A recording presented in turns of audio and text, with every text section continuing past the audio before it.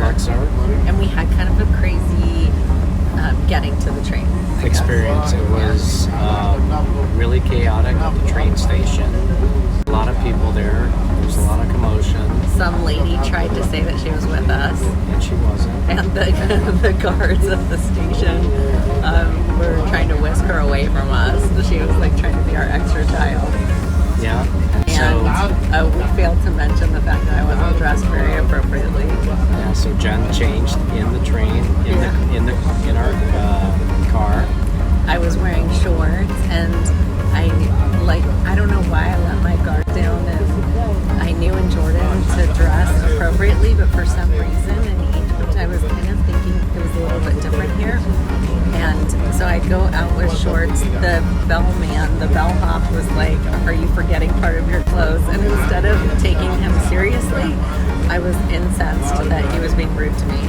Then we get into the cab. When we get to the train station, there is not one person, not men, not women, nothing, that have their legs showing. And there I am. And so, just to make sure, when I went to go get snacks, I asked this local guy if my shorts were okay. He said it was okay. So we'll keep you posted on the ride.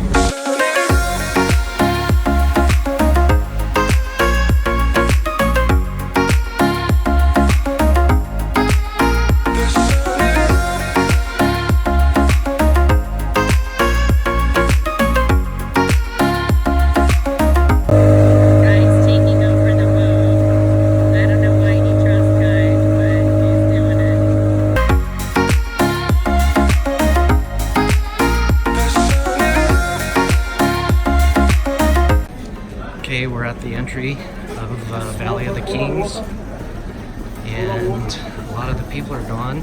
It was a madhouse earlier. I can't believe there are no people in here. Yeah, no people. Who work here. See you in a bit.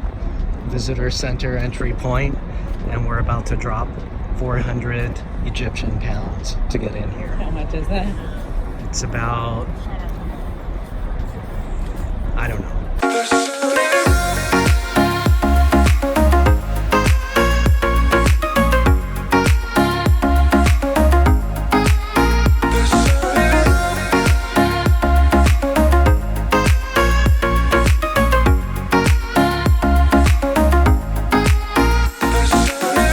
So we are at Luxor Temple, and we are here literally all by ourselves.